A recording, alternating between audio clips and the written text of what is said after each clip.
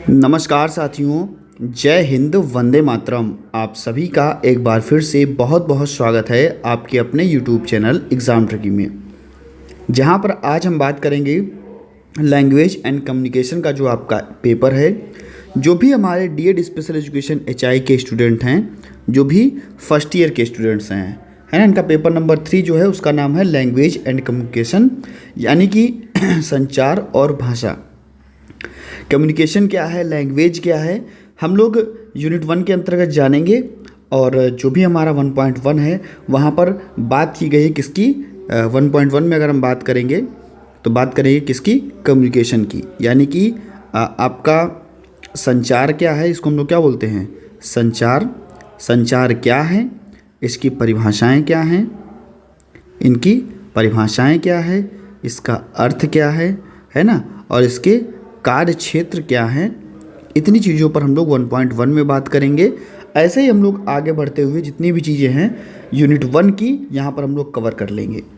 और हो सकता हो भैया नोटिफिकेशन आप तक ना पहुँच रही हो, आप लोग जब हमारे चैनल पर जा रहे हो तब आपको वीडियो देखने को मिल रही हो, तो इसके लिए खेद है। ज़्यादा वीडियोज़ जब अपलोड होती हैं तब नोटिफिकेशन जो है उसमें दिक्कत आती है, तो शायद आप तक नोटिफिकेशन ना पहुंच पा रही हो। इसके लिए भैया क्या करेंगे आप लोग कि टेलीग्राम ग्रुप से जुड़ जाइएगा, जिसका नाम है भैया exam tricky. Exam tricky for special education. Exam tricky for special education. लगभग आपको 11.8 के का परिवार वहाँ पर मिलेगा, तो वहाँ पर भी वीडियो का लिंक शेयर कर दिया जाएगा। प्लेलिस्ट बना दी गई है, प्लेलिस्ट जो है उसको बना दिया गया है, वहाँ से भी आप लोग वीडियोस को देख सकते हैं, या वीडियो की लिस्ट में भी जा कर के आप वीडियोस को देख सकते हैं। प्रत्येक दिन की तरह मॉर्निंग 8 बजे वीडियो अपलोड होती है, किसी भी सब्जेक्ट की होगी। मॉर्निंग 8 बजे, फिर 11 बजे, फिर 2 बजे, फिर उसके बाद में शाम को 6 बजे और रात में 9:30 बजे 5 वीडियोस अपलोड होती हैं। 5 वीडियोस में इस समय ये मान के चलिए कि जो आपकी वीडियो 2 बजे अपलोड की जा रही है, इसके बाद में आपको सेकंड यूनिट की वीडियो आपको 6 बजे मिल जाएगी। लेकिन इसके बाद जो है वो फर्स्ट ईयर का जो आईडीडी के बच्चे हैं उनकी वीडियो का नंबर है, तो भैया 9:30 बजे जो होगा उनकी वीडियो आपको देखने को मिलेगी। तो यहाँ पर जो आपका संचार क्या है इस पर हम लोग यहाँ पर बात कर लेते हैं। कम्युनिकेशन क्या है, संचार क्या है, संचार की परिभाषा, कार्यक्षेत्र और अर्थ पर यहाँ पर हम लोग बात करेंगे। तो संचार जिसको हम कहते हैं कि संचार को हम लोग मौखिक माध्यम से भी कर सकते हैं, है ना। संचार को हम लोग मौखिक माध्यम से भी कर सकते हैं, लिखित रूप से भी कर सकते हैं, है ना, दृश्य के माध्यम से भी कर सकते हैं, है ना, अशाब्दिक रूप से भी कर सकते हैं। यानी कि हमने शब्दों का उपयोग नहीं किया और साइन लैंग्वेज में ही चीज़ों को अपनी व्यक्त कर दिया। तो कहेंगे कि जो भी व्यक्ति या समूह या संगठन अपने विचारों को, अपनी भावनाओं का आदान प्रदान करता है, किसके द्वारा, मौखिक, शाब्दिक, अशाब्दिक, दृश्य, इन सभी चीज़ों के माध्यम से। जहाँ पर एक प्रेषक होगा, एक संदेश जो होगा, और उसको एक जो रिसीवर है वो ले रहा होगा। यानी कि अगर आप अपनी चीज़ों को व्यक्त कर रहे हो तो जिस संदेश को व्यक्त कर रहे हो कोई आपकी बात सुन भी रहा है, रिसीवर होगा वहाँ पर, है ना। और जब वो बात कहेगा तो वो प्रेषक का काम करेगा, वो संदेश आपको देगा, और फिर आप क्या करेंगे, उसका क्या काम हो जाएगा, उसका रिसीवर का काम हो जाएगा। तो जैसे आप किसी को कोई बात बता रहे हो, कोई संदेश दे रहे हो, तो आप प्रेषक हो, जो आपकी बातों को सुन रहा है वो आपका क्या है, रिसीवर है, और जो संदेश सुन रहा है वो आपका क्या, कौन हो जाएगा, रिसीवर हो जाएगा। तो हम कह सकते हैं कि जो भी विचार, भावनाएँ आदान प्रदान की जाएंगी, है ना, शाब्दिक, मौखिक, लिखित, दृश्य के माध्यम से, तो वो आपके किसके अंतर्गत, संचार के अंतर्गत आती हैं। और यहाँ पर जितने भी लोग हैं, चाहे वो आप हों चाहे वो हम हैं, है ना, जितने भी लोग हैं संचार करते ही करते हैं, और हमारा माध्यम ही संचार है। कह सकेंगे कि इसकी परिभाषा की अगर बात कर लें कि संचार की परिभाषा क्या है, तो वुड के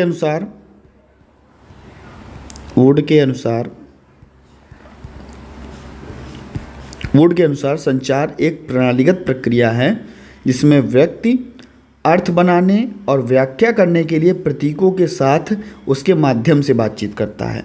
यानी कि ये एक प्रणालीगत प्रक्रिया के रूप में देखी जाती है, एक प्रणाली है इसके रूप में देख सकते हैं, जहाँ पर व्यक्ति क्या करेगा, अर्थ को समझेगा, जो भी व्याख्या है उसको करेगा और उस व्याख्या के साथ में उन जिन प्रतीकों का वो प्रयोग कर रहा है, जिन चीज़ों का प्रयोग कर रहा है उसको प्रयोग करेगा और अपनी भावनाओं को दूसरे के साथ में व्यक्त करेगा, साझा करेगा।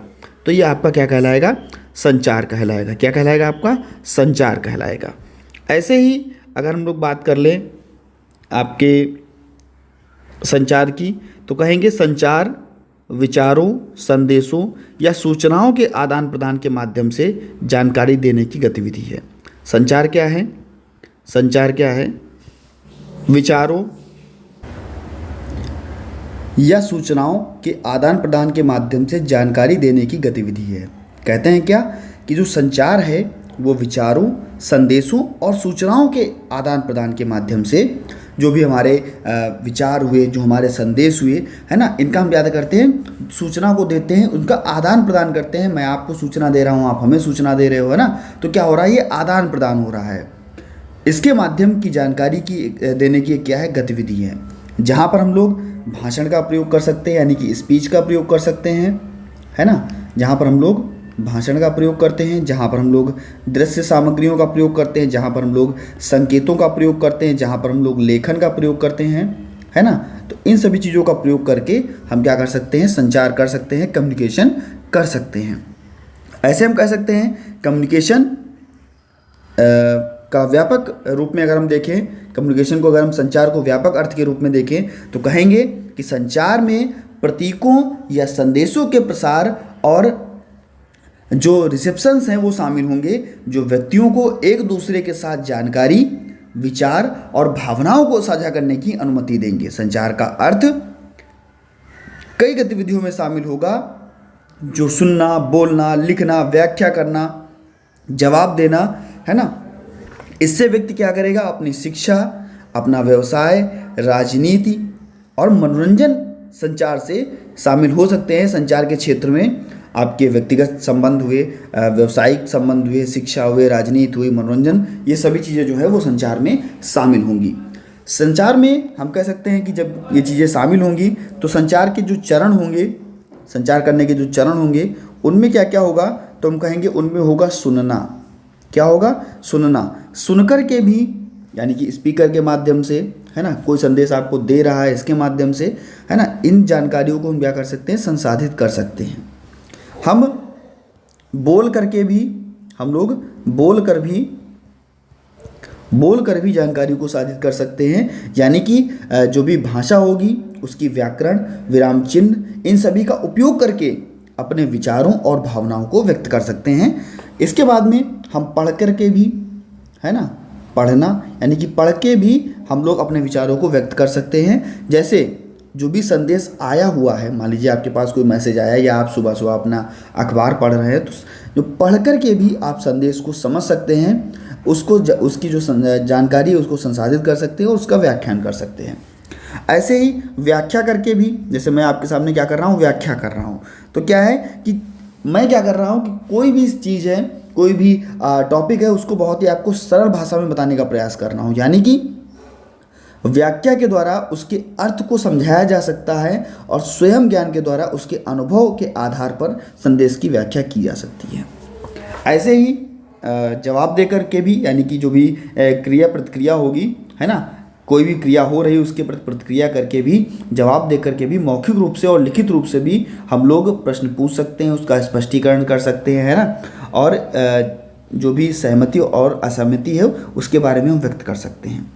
हम कह सकते हैं कि आपका जो संचार है उसके द्वारा हम उसको सुनकर, बोलकर, लिखकर, पढ़कर, व्याख्या करके और चीज़ों का जवाब दे करके भी हम लोग संचार कर सकते हैं। संचार प्रभावी जब होगा जब कोई भी व्यक्ति, एक प्रेषक और दूसरा रिसीवर, और साथ में किसी भी माध्यम के द्वारा संचार किया जा रहा होगा। बोल करके, लिख करके, है ना। तो ऐसे संचार किया जा रहा होगा तो जो संचार है वही आपका प्रभावशाली होगा। संचार करने से होगा क्या कि सामाजिक गुणवत्ता बढ़ेगी, एक दूसरे से बातचीत बढ़ेगी, स्वास्थ्य का बच्चा जो है उसका स्वास्थ्य जो है वो भी सही रहेगा, है ना। स्वास्थ्य कैसे सही रहेगा भाई, अगर कोई भी चीज़, कोई भी संदेश उसको डॉक्टर को बताना है तो बता देगा, बातचीत करके भैया अपनी जो दवाएं हैं वो ले सकेगा, है ना। और क्या है, कम्युनिकेशन बढ़ेगी, यानी कि जो भी बाधाएं आ रही हैं व्यक्ति के जीवन में, जहाँ पर व्यक्ति बातचीत नहीं कर पा रहा है, चीज़ों को व्यक्त नहीं कर पा रहा है, तो उसको भी व्यक्त कर सकेगा, है ना, बता सकेगा संचार के द्वारा। अगर कम्युनिकेशन स्किल है बच्चे की, बेहतर है बच्चे की, तभी बच्चा बेहतर कर पाएगा। जैसे मान लीजिए कि आप लोग भी ऐसे बहुत सारे हमारे भाई बहन होंगे जो अभी अगर कोई भी टॉपिक उनको कह दिया जाए कि आप इस टॉपिक को पढ़ा लोगे, या उनको कह दिया जाए आप इस टॉपिक को पढ़िए, याद करके आना कल, तो क्या होगा कि वो टॉपिक तो याद हो जाएगा उनको, लेकिन वो उस टॉपिक को व्यक्त नहीं कर पाएंगे, है ना। व्यक्त कैसे कर पाते हैं, जब उनका संचार कौशल अच्छा होता है, जब दूसरों से बातचीत करने का संचार कौशल जो है वो बेहतर होता है ना, तब वो व्यक्त कर पाते हैं। ऐसे ही आपका 1.2 में कहता है, 1.2 में कहता है संचार का वर्गीकरण। क्या कहता है, संचार का वर्गीकरण। संचार का वर्गीकरण आपका होगा भाषाई आधार पर, भाषाई आधार पर यानी भाषा के आधार पर, और गैर भाषाई आधार पर, भाषा के आधार पर और गैर भाषा के आधार पर संचार का वर्गीकरण जो होगा वो किया जाएगा। इसमें मैंने अभी आपको बताया था कि व्यक्ति को मौखिक और अशाब्दिक संचार हम लोग करा सकते हैं। व्यक्ति को मौखिक और अशाब्दिक संचार हम लोग करा सकते हैं, यानी कि मौखिक संचार बोले गए लिखित शब्दों का प्रयोग करेंगे, और जो भी अशाब्दिक संचार होगा इसमें संदेश के जो हमारा शरीर का हाव भाव, चेहरा, है ना, इसके द्वारा कह सकते हैं। अशाब्दिक संचार में आपका जो भी साइन लैंग्वेज हुई उसको हम लोग उपयोग कर सकते हैं, यानी कि अपने शरीर के हाव भाव से, चेहरे के भाव से, है ना, इशारों के द्वारा हम लोग चीज़ों को व्यक्त करते हैं। लेकिन मौखिक में जो भी लिखित शब्द हैं उनका हम लोग प्रयोग करेंगे और उनको व्यक्त करेंगे, है ना। तो मौखिक संचार आपका एक कहलाएगा। एक आपका होगा औपचारिक संचार और अनौपचारिक संचार, औपचारिक और अनौपचारिक, ठीक है। औपचारिक और अनौपचारिक संचार। औपचारिक संचार एक संरक्षित आधिकारिक तरीका है जिसमें उपयोग अक्सर व्यावसायिक और पेशेवर लोग करते हैं, लेकिन जो अनौपचारिक है वो एक आकस्मिक तरीका है। इसमें अक्सर जो सामाजिक बोलचाल की भाषा है वो अनौपचारिक के अंतर्गत आती है, और औपचारिक में जो भी हमारे व्यावसायिक होते हैं, पेशेवर लोग होते हैं, वो इसका प्रयोग करते हैं। ऐसे ही आंतरिक और बाहरी संचार, आंतरिक और बाहरी संचार, है ना, ये भाषाई और गैर भाषाई के अंतर्गत आ रहे हैं आपके वर्गीकरण में। तो हम कहेंगे कि यह जो संचार है, आंतरिक संचार जो किसी भी संगठन या कंपनी के अंदर किया जाएगा, और बाहरी संचार जो है वो संगठन के बाहर के लोगों जैसे ग्राहक, आपूर्तिकर्ताओं, इनके साथ में किया जाएगा। अगर संचार को आंतरिक रूप से किया जा रहा है तो किसी संगठन में आंतरिक रूप से जो चीज़ें हैं वो आंतरिक रूप से ही रहेंगी, बाहर वो चीज़ें प्रकट नहीं होंगी। लेकिन जो बाहरी संचार है वो सबके सामने, हम ग्राहकों के सामने, आपूर्तिकर्ताओं के सामने, सबके सामने उस संचार को, कम्युनिकेशन को हम लोग कर सकते हैं। कुछ चीज़ें होती हैं जो केवल कंपनी को ही पता होती हैं, और कुछ चीज़ें क्या होती हैं जो हमारे कस्टमर्स को भी पता होती हैं। इसके बाद में आपका 1 to वे कम्युनिकेशन, 1 वे और 2 वे कम्युनिकेशन। 1 वे और 2 वे कम्युनिकेशन, इसमें 1 वे कम्युनिकेशन में केवल एक प्रेषक होगा और एक रिसीवर होगा। एक प्रेषक होगा और रिसीवर होगा, और जो रिसीवर होगा वो कोई भी जवाब नहीं देगा। यानी कि मान लीजिए कि आपने कॉल किया हमारे पास में, है ना, तो आप कौन होगे, आप होगे प्रेषक, मैं हो गया कौन, रिसीवर, ठीक है। तो क्या होगा कि आप हमसे जो भी बात बोलोगे हम आपकी बात को सुन लेंगे, लेकिन क्या करेंगे, हम आपका कोई भी जवाब नहीं देंगे। तो ये आपका 1 वे कम्युनिकेशन। और 2 वे कम्युनिकेशन में आप भी बोलोगे हम भी बोलेंगे, आप भी बोलोगे हम भी बोलेंगे, है ना। दोनों तरफा संचार होगा। रिसीवर के द्वारा जो भी संदेश है उसको भी भेजा जाएगा और आपके द्वारा जो भी बात है रिसीवर को भी पहुंचाई जाएगी, है ना। इसके बाद में हम बात करते हैं लिखित और मौखिक संचार की। किसकी बात करते हैं? लिखित, थोड़ा इसको ऊपर कर लेते हैं। लिखित व मौखिक संचार। लिखित और मौखिक संचार की अगर हम बात करेंगे तो कहेंगे कुछ ऐसे संचार हैं जो हम लिखित रूप से शब्दों के माध्यम से व्यक्त करेंगे, शामिल करेंगे, और कुछ हमारे ऐसे संचार भी हैं जो हम मौखिक रूप से, जैसे कह सकते हैं कि आमने सामने बातचीत करेंगे, कोई बैठक करेंगे, प्रस्तुति करेंगे, तो ये आपका मौखिक हो जाएगा। लेकिन लिखित रूप से कोई हमने पत्र लिखा, ईमेल लिखा, है ना, रिपोर्ट लिखी, तो हमने क्या किया? लिखित रूप से संचार किया, तो ये आपका लिखित और मौखिक रूप से जो संचार है वो होगा। ऐसे ही आपका कह सकेंगे कि जो भी आपका व्यक्ति है, मौखिक रूप से, लिखित रूप से, अशाब्दिक रूप से, दृश्य संचार, है ना, तो इन सभी संचार के माध्यम से व्यक्ति चीज़ों को व्यक्त कर सकता है। और कह सकेंगे जो भी ईमेल, रिपोर्ट, है ना, और जो भी इशारे हुए, और कह सकेंगे कि जो भी आपकी दृश्य, चार्ट, ग्राफ, आरेख, है ना, इनसे संबंधित जो चीज़ें थी, इनको, और एक व्यक्ति एक अपनी भाषा में भी संचार को कर सकता है। यानी कि जैसे हम लोग विद्यालय जाते थे तो अपनी भाषा में कुछ बोल देते थे या कुछ इशारे कर देते थे और हमारा टीचर नहीं समझ पाता था, है ना, तो वो भी हमारा क्या था? एक संचार था, कम्युनिकेशन था, है ना।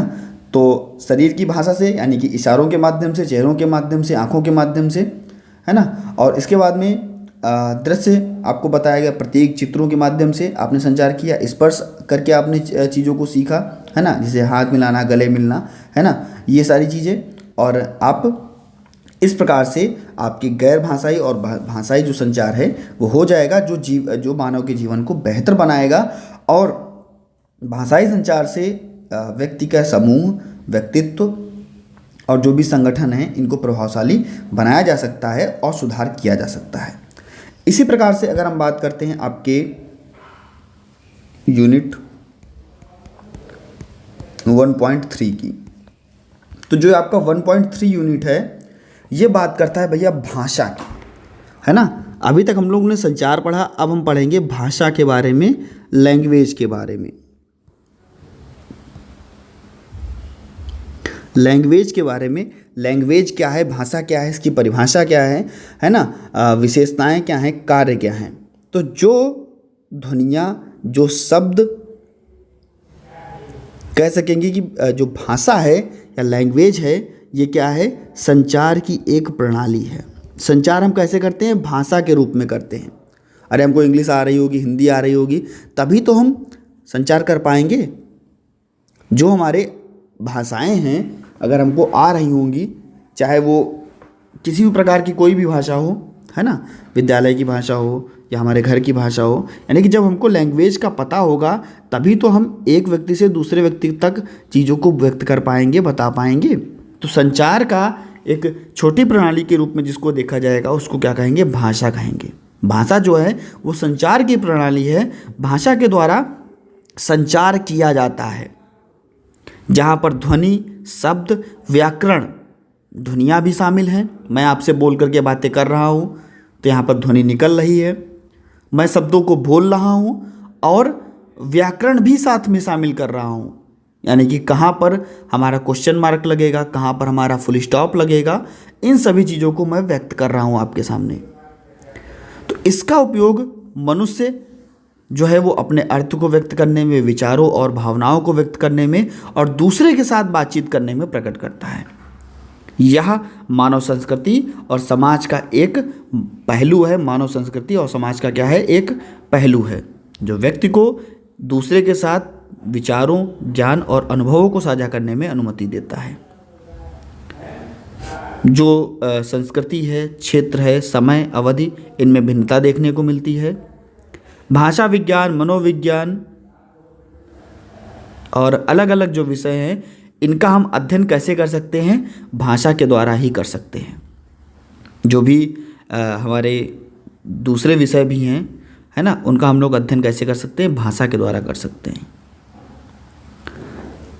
जो भी नोम चॉम्स्की जी हैं, इन्होंने भाषा विकास पर काफ़ी कार्य किया। तो इनके अनुसार भाषाविद जो आपके हैं, भाषाविद नोम चॉम्स्की, भाषाविद नोम चॉम्स्की, इनके अनुसार भाषा अमूर्त नियमों की एक प्रणाली है जो वक्ताओं को तत्वों के एक सीमित सेट से अनंत संख्या में वाक्य उत्पन्न करने की अनुमति देता है, जैसे कि शब्द और व्याकरणिक संरचनाएं। कह सकेंगे जो भी व्यक्ति के विचार हैं, अमूर्त विचार, उनकी भावनाएं, उनकी इच्छाएं, है ना, उनको संप्रेषित करने के लिए हम किसका प्रयोग करते हैं? भाषा का प्रयोग करते हैं। भाषा के द्वारा हम शब्दों को जानते हैं और जो भी व्याकरण की संरचनाएं हैं हम इनका प्रयोग करते हैं।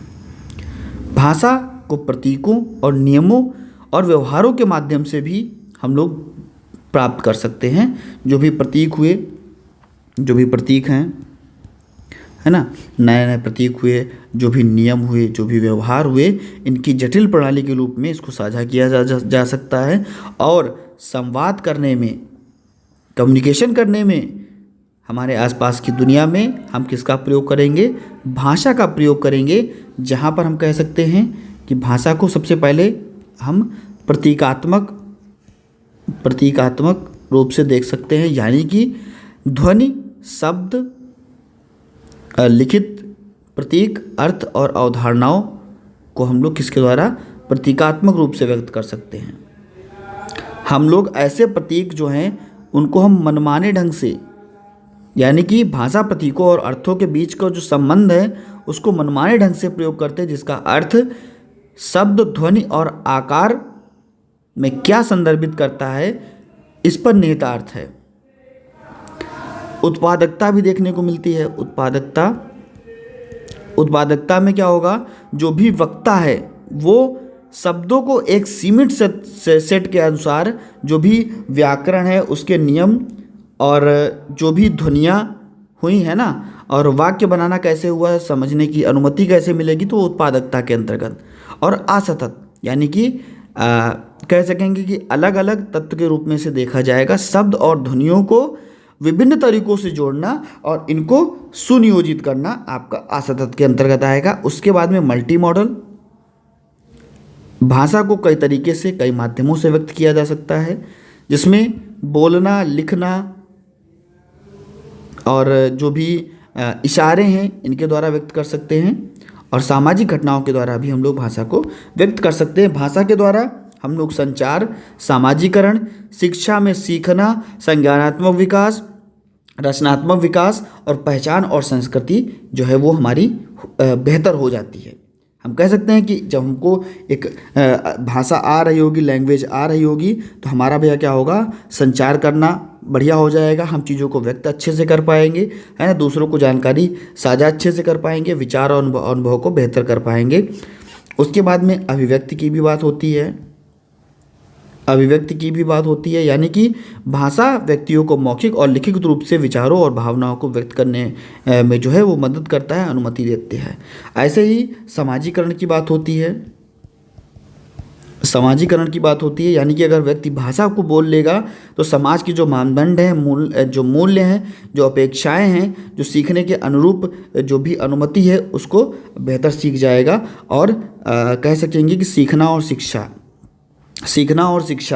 भाषा के द्वारा ही सुनने, बोलने, पढ़ने, लिखने, ज्ञान कौशल, है ना, इनमें सब में जानकारी प्राप्त की जा सकती है और व्यक्ति को सक्षम बनाया जा सकता है।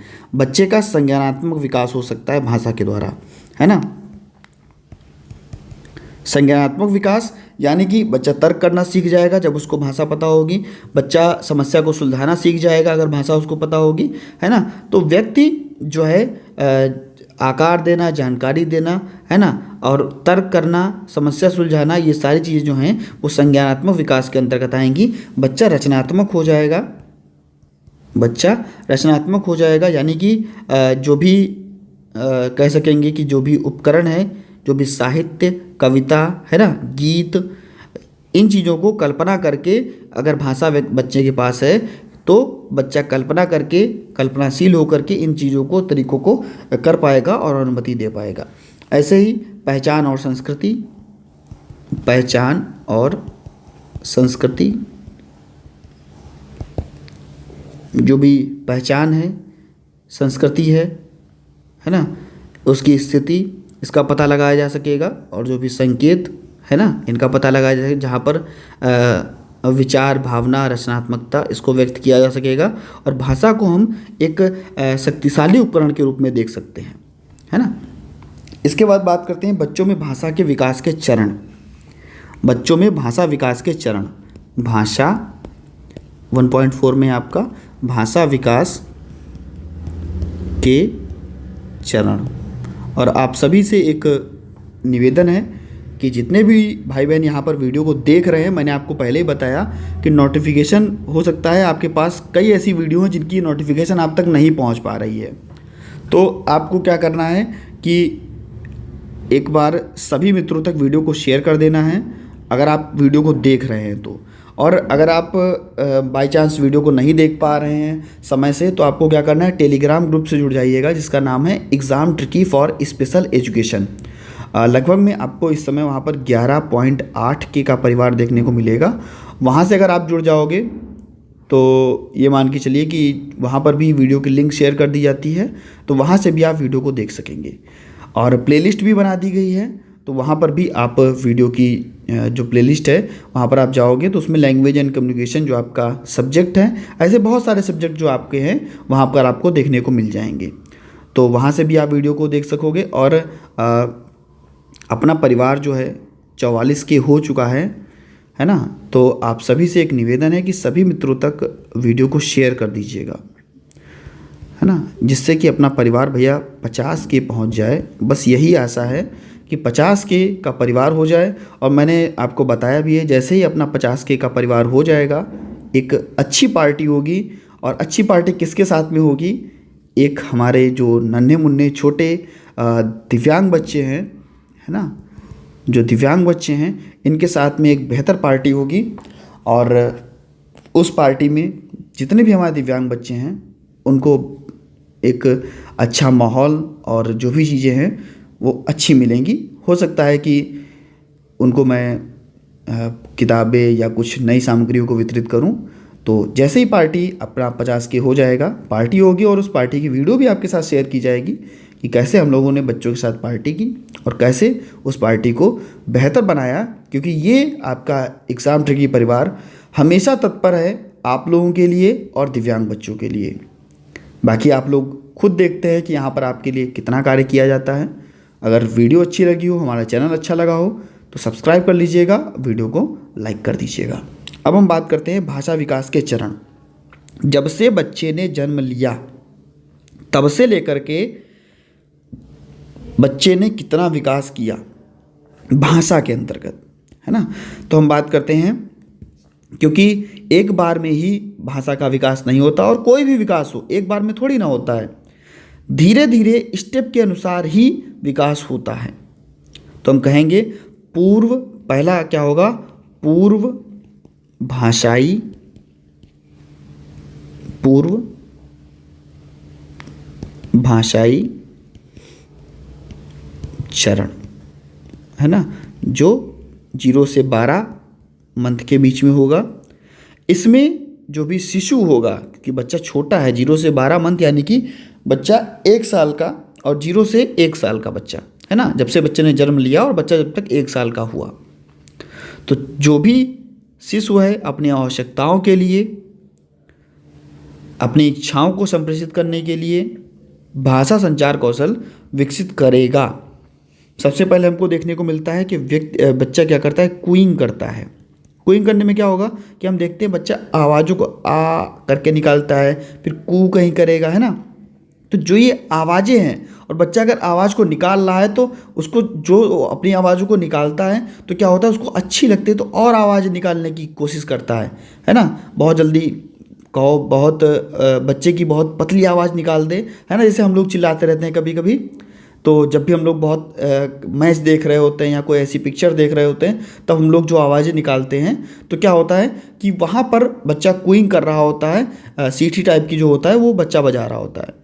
इसके बाद में बच्चा बैबलिंग करना शुरू करता है, बा बा मामा, है ना, ऐसे करना शुरू करता है। फिर क्या होता है कि बच्चे बैबलिंग के साथ में, कूइंग के साथ में क्या करेगा, बच्चा इशारा करना शुरू करेगा, है ना, किधर जाना है, बच्चा इशारा करना शुरू करेगा, मुझे इधर जाना है ना। तो 0 से 12 वर्ष में जो भाषा का विकास होगा वो इन चीज़ों का विकास होता है। इसके बाद में बच्चा जब बड़ा होता है तो बच्चा जाता है एकल शब्द में, एकल शब्द चरण में। एकल शब्द चरण में बच्चा क्या करेगा, 12 से 18 महीने का हो जाएगा, यानी कि 1 से 1.5 साल का जो बच्चा है वो आमतौर पर जो पहले शब्द हैं उनको पहचानने लगेगा, जैसे माँ, पा, है ना, इन शब्दों को, इन संज्ञाओं को बोलना शुरू कर देगा और पर्यावरण के जो लोग हैं या वस्तुएं हैं इन घटनाओं को संदर्भित कर सकेंगे, है ना। इसके बाद में क्या होगा, एक शब्द को बोलना शुरू करेगा, है ना। इसके बाद में 2 शब्द चरण, 2 शब्द चरण। यहाँ पर क्या होगा, बच्चा है 18 से 24 महीने का, यानी कि 1.5 साल से 2 साल तक का, है ना। तो यहाँ पर बच्चा 2 शब्दों वाले वाक्यों को, 2 शब्दों वाले चीज़ों को जो है वो जोड़ना शुरू कर देगा, जैसे माँ कहाँ, पापा मैं, है ना, मैं भी, तो है ना। तो ऐसे जो 2 शब्द हैं इन 2 शब्दों को बोलना शुरू कर देगा, 2 शब्द वाले जो चरण हैं उनको कहना शुरू कर देगा। ऐसे ही बच्चा अगर 2 से 3 साल का हो जाएगा, 2 से 3 वर्ष का हो जाएगा, तो ये आपका जो चरण होगा ये आपका टेलीग्राफिक चरण कहलाएगा। इसके स्तर पर बच्चा जटिल वाक्यों को उत्पादित करने लगेगा और जो भी मूल वाक्य हैं, संरचनाएं हैं, उनका प्रयोग कर सकेगा, यानी कि विषय वस्तु जो है वो बच्चे की अच्छी हो जाएगी, बेहतर हो जाएगी। 3 से 5 वर्ष का जब बच्चा होगा तो जो बहुत ज़्यादा जटिल वाक्य हैं, जैसे जो उनके जटिल विचार हैं उनको व्यक्त करना, है ना, संयोजन समायोजन करना, है ना, संरचनाओं को करना, अच्छे शब्दों को बोलना, तो ये जो है वो 3 से 4 साल में, 3 से 5 साल में बच्चा करने लगेगा। यानी कि हम कह सकते हैं कि इन चरणों के दौरान ग्रहणशील भाषा कौशल का विकास होगा और बोलने वाली भाषा कौशल समझने, अनुमति देने, है ना, या ध्यान रखना महत्वपूर्ण होगा कि इसका चरण क्या है, बच्चे किस प्रकार से एक दूसरे से भिन्न है, और अगर बच्चे में किसी प्रकार की देरी है, उसमें अंतर दिख रहा है, तो उसके अनुभव को हम साझा कर सकेंगे और बच्चे में हस्तक्षेप की जो सुविधाएं हैं उसको हम लोग लागू कर सकेंगे। इस प्रकार से आपका जो 1.4 था वो समाप्त हुआ। अब हम लोग बात कर लेते हैं आपके 1.5 की। किसकी बात करेंगे? 1.5 की। तो 1.5 में भाषा के विकास और जो हमारे श्रवण बाधित बच्चे हैं जिनको बिल्कुल भी नहीं सुनाई देता, बहरेपन का जो प्रभाव है उसकी आवश्यक शर्तें क्या होंगी। आखिरकार जो भाषा का विकास हो रहा है, अगर बच्चा हेयरिंग इम्पेयरमेंट है ना, अगर बच्चा हेयरिंग इम्पेयरमेंट है तो भैया क्या क्या प्रभाव देखने को मिलेगा। तो हम कहेंगे पर्याप्त सुनवाई। पर्याप्त सुनवाई भैया, जब बच्चा हेयरिंग इम्पेयरमेंट है तो जो उसकी वातावरण की ध्वनियाँ हैं उनको सुनने में अक्षम होगा, बच्चा नहीं सुन पाएगा। तो क्या होगा कि बच्चों को ध्वनियों को सुनने के लिए सुनाई जाए, मतलब ध्वनियों को अगर बच्चा नहीं सुन पाएगा तो बच्चे का भाषा विकास नहीं हो पाएगा। और ध्वनियों को अगर जोड़ना सीख जाता है ना, तोड़ना सीख जाता है, बढ़िया उसको सुनाई दे रहा है, तो उसका भाषा विकास जो होगा वो बेहतर होगा। ऐसे ही सामाजिक संपर्क।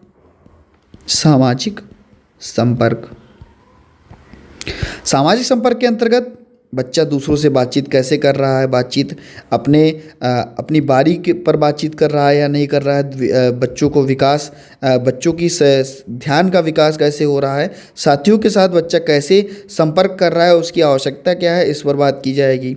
बच्चे की ध्यान और स्मृति, बच्चे की ध्यान और स्मृति, बच्चे का ध्यान और स्मृति, इसके अंतर्गत हम कह सकते हैं कि जो भी बच्चों की ध्वनियाँ हैं, शब्द हैं, वाक्य हैं, है ना, इन सभी संरचनाओं में भाग लिया जाएगा। याद रखने के लिए जो भी ध्यान और स्मृति कौशल है इसका विकास किया जाएगा। संज्ञानात्मक विकास, संज्ञानात्मक विकास, अगर बच्चा सुनने में असमर्थ है तो बच्चे का संज्ञानात्मक विकास भी है वो भी धीमा होगा। लेकिन अगर बच्चा सुन सकेगा, बेहतर कर सकेगा, तो भैया उसका समस्या समाधान कौशल, जो भी वर्गीकरण है ना, इसमें निकटता आएगी और बच्चा बेहतर प्रयास कर सकेगा।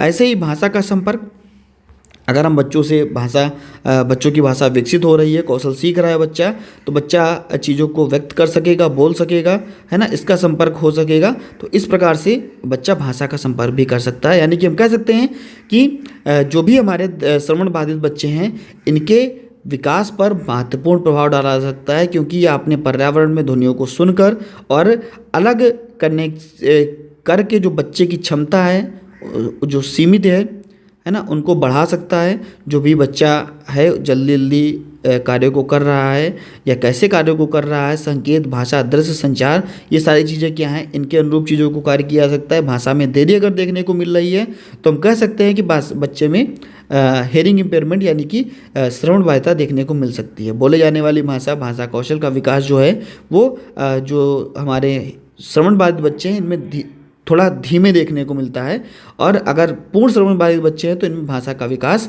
हो ही नहीं पाता। तो हम लोग क्या करते हैं, बच्चे को साइन लैंग्वेज सिखाते हैं या सुनिश्चित करते हैं कि भाषा और संचार तक बच्चा कितना पहुंच सकता है।